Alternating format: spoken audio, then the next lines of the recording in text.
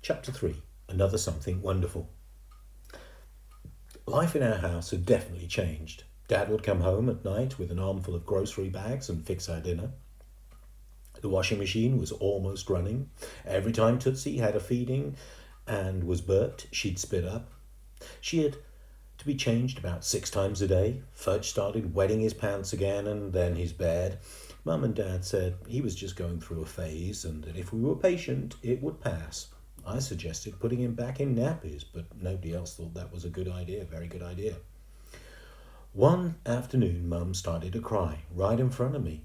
"What's wrong?" I asked. "I'm just so tired," she said. "There's so much to do. Sometimes I think I won't be able to make it through the week." "Well, that's what you get for having another baby," I told her. That only made her cry harder. I don't like to see my mother cry. I feel sorry for her, but at the same time, she makes me angry. Grandma came over for a few days a week to help, and Mum hired Libby Tubman to take care of Fudge after school. I stayed at Jimmy Fargo's until dinner time.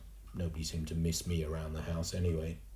By the middle of May, life had improved. Tootsie was sleeping 4 hours at a clip during the day and even longer at night. Mum and Dad were fixing dinner together, and Mum talked about going back to college to get a degree in art history, which surprised me because before I was born, she worked as a dental assistant. "Why art history?" I asked. "Because it interests me," she said. "What about teeth? Aren't you interested in teeth anymore?" "Well, yeah," Mum said, "but I'm not as much as art history. I think I'm ready for a change." "Isn't having Tootsie enough of a change?" "Yeah, but someday she'll grow up and go to school, and I want to have a career." "Oh," I said, not sure I really understood. On the last day of school, we had a class party with cupcakes and island punch. I drank 8 cups of it. Island punch is my favourite drink. Mum says I'm addicted to it, and I tell her that's right. If you cut me open, you'll find 7 natural fruit flavours running through my veins. After drinking 8 cups in a row, then riding home on the bus, then walking to my apartment block, then waiting for the elevator, then dashing down the hall to our apartment, then digging out the key and unlocking the door, I really had to use the bathroom. I mean, really. But Fudge was already in there, sitting on the toilet, turning the pages of Arthur the Anteater. "Hurry up," I told him. "I've got to go." "It's not good for me to hurry," Fudge said, so I ran to Mum's room, but the door to her bathroom was locked. "Mum!" I called, banging on the door. "Can't hear you," she called back. "The shower's running. I'll be out in 5 minutes. Check on Tootsie, would you?"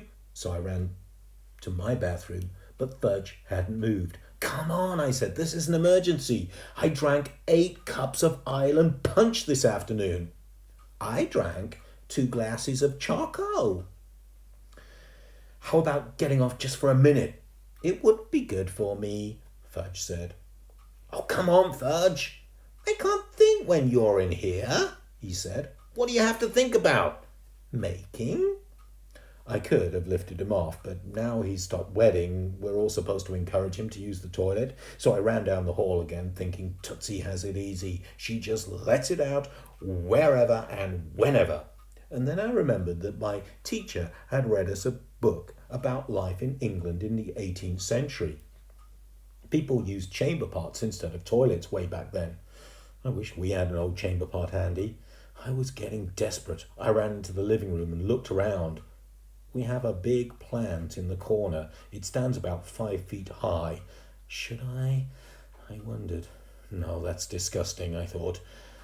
"Oh, but when you've got to go, you've got to go," I reminded myself, and I loosened my belt buckle. Fudge called, "Okay, Peter, I'm done. You do the flush." Fudge refuses to flush the toilet. He's afraid he'll go down the drain too. But this wasn't the time to try and convince him he was wrong. I raced down the hall and relieved myself. Fudge watched. He was really impressed. "Huh? I never saw so much at once," he said. "Thanks," I told him. That night we were all sitting around in the living room watching TV. I was holding Tootsie on my lap. She let out a soft little sigh. She's a lot like Turtle when she's asleep. I can tell what kind of dream he's having by the noises he makes, and sometimes when he's having a nightmare, he cries out and shakes. Then I pet him until he's calm again. It's the same with Tootsie. She'll be fast asleep, but she'll make these little noises or cry and wiggle around. Other times she'll work her mouth just like she's sucking on her bottle. I guess she dreams about eating a lot. But then the little sighs are my favourites because I know she's content and she's warm, feels so warm and soft lying in my arms that way, and I feel good all over. As soon as the show was over, Dad snapped off the TV, turned to face us and said, "We have some really good news for you boys." "Oh no, not again," I said, looking down at Tootsie. Mum and Dad laughed. "No, something different this time," Dad said. "Is it interesting?" Fudge asked, racing his car across the floor. "Vroom, vroom, vroom." "Yeah, very interesting," Mum said. "Well, don't keep us in suspense," I said. "Let's hear it." "Is suspense like privilege?" Fudge asked. "No," I told him. "Now shut up and listen." I looked at my father. "Well," I asked him, because their idea of something interesting and my idea of something interesting isn't necessarily the same. "We're moving to Princeton," Dad said. "We're what?" I wanted to jump up, but I couldn't, not with Tootsie on my lap. "Is Princeton near the park?" Fudge asked, running his little red car up and down Mum's leg. "No, stupid," I said. "It's in New Jersey." "Is New Jersey near the park?" he asked. "Not Central Park," Mum said. "But you won't need Central Park," Dad said, "because you'll have your own backyard." "What's a backyard?" Fudge asked. "It's like a small park," Mum told him. "My own park?" Fudge asked. "More or less," Dad said, to shut him up. "What about art history?" I said to Mum. "What about it?" she answered. "I thought you were going to go back to school to study art history." "Well, Princeton University has an art history department. I may take classes there." "It's just for a year," Dad said, looking at me, "to see how we like being away from the city." "Away, away, away," Fudge sang. You can't have a conversation in front of him. It's useless. Couldn't my mother and father see that? "We're going next week," Dad said. "What about Maine?" I asked. "We always go to Maine for 2 weeks in the summer." "Maine spells Maine," Fudge sang. Maine. "How does he know how to spell Maine?" Mum asked Dad. "I've no idea," Dad said. "So what about it?" I pressed. "Are we going to Maine?" "No, we're going to Princeton instead," Dad told me. Instead, Fudge babbled. "Shut up," I yelled at him. And then I said just as out loud, "I hate Princeton." "You've never even been there," Mum said. "Oh, yes, I have. We went to visit some dumb friend of yours, and they served us disgusting dinner, shrimps and mushrooms and spinach all mixed together. And I was hungry, but they wouldn't give me anything else to eat, not even an extra piece of bread. I remember." "Oh, that's right," Mum said. "I'd forgotten all about that day at Millie and George's house." "Will you forget everything that's important?" "Look, Peter," Dad said, "we were hoping you'd be pleased about Princeton. We've already rented a house there. In fact, we've rented Millie and George's house. They're going to Europe for a year." "What, that old dump?" "It's not an old dump. It's a beautiful place, and we've arranged to sublet our apartments, so I'd like you to keep an open mind about this." "Open, open, open," Fudge sang. "Well, you should have told me before, just like you should have told me about Tootsie as soon as you knew. You never tell me anything. And here," I said, shoving Tootsie at Dad, "why don't you hold your own stupid baby yourself, because I've got things to do." I got up and marched across the living room, kicking a couple of Fudge's cars as I went. By the time I got to my room, he was crying. Good, I thought. And then Tootsie started. Better yet. And then Turtle began to bark. Let them suffer. I slammed my bedroom door, and my map wound up on my bed again. I guess I fell asleep in my clothes, because the next thing I knew, Mum was shaking me and saying, "Come on, Peter, get undressed and under the covers, it's late." "Too hot for covers," I mumbled. "Okay, if you want to sleep in your clothes tonight, you can, but at least take off your sneakers." "Like them where they are," I said sleepily. "Okay, if you want to sleep in your sneakers just for tonight." "Maybe every night." Mum ignored that. "Peter, about Princeton," she began. I held up my hand. "Don't want to talk about it." You don't have to talk, just listen. Too tired to listen. All right, we'll talk about it tomorrow. Anyway, nothing I can do about it, just like Tootsie, nothing I could do about her either. But you don't mind her now, do you? Getting used to her. And you'll get used to Princeton too. You'll see. Then she started telling me about where I go to school, but I was still half asleep and not really listening until she said something like, having your own little brother in the same school. I sat up suddenly wide awake. What did you say? About what? Just now, about Fudge in school. Oh, well, we've had him tested, and even though he's a little young, we're going to be able to enroll him in kindergarten.